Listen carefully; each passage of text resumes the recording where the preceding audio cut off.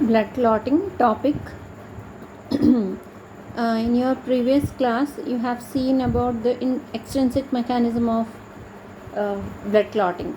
In that, prothrombin activator formation has taken place. Here in this, now we will discuss about intrinsic mechanism. In intrinsic mechanism, trauma or damage to the blood or exposure of blood to vascular wall collagen alters two important clotting factors. In this intrinsic mechanism, you will see all the clotting factors that are produced by liver. They play major role. So the first factor that plays major role is factor number 12 and the platelets. When factor number 12 is disturbed by coming in contact with the collagen, that means when injury happens, its configuration changes to form activated factor number 12. That means any factor that is being produced by liver always will be in inactive form. When the necessity arises, they all get converted to activated form instantaneously. Okay, and in your extrinsic mechanism, you have seen the prothrombin activator complex is being initiated. Its formation is initiated. Here, along with the factor number 12, simultaneously damage to platelets also takes place, in which releases platelet phospholipid containing the lipoprotein called platelet factor 3.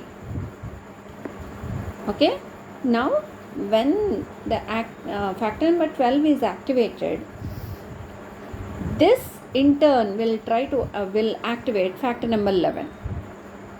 When the factor number 11 activated factor number 11, it activates factor number 9. So in this process, calcium is very much needed here. Activated factor number 11, when it is activating number 9 to activated 9, calcium ion is very essential here. And activated 9 now will try to activate factor number 10. So factor number 10 is always the primary factor. Okay, so here to activate factor number 10, you need to have factor number 8, calcium, and platelet phospholipids, and factor number 3. Okay, and this now the factor number 10 is activated to activated form. Activated factor number 10. Now this activated factor number 10 will initiate prothrombin activator, so that prothrombin is converted to thrombin. So thrombin finally forms the thrombin will be in the form of threads. Okay, here also you need calcium. So the same thing happened, but in extrinsic factor, directly factor number 10 will be activated. Here the remaining factors also will play major role. So you can say that factor number 12 activates factor number 11, factor number 11 activates factor number 9, and finally factor number 9 activates factor number 10. And here factor number 10 will be activated only when there is factor number 8 and calcium ions are available. And then this factor number 8 is also called anti-hemophilic factor. Okay, these those people who are lack of this factor number 8, that disease is also called classic hemophilia.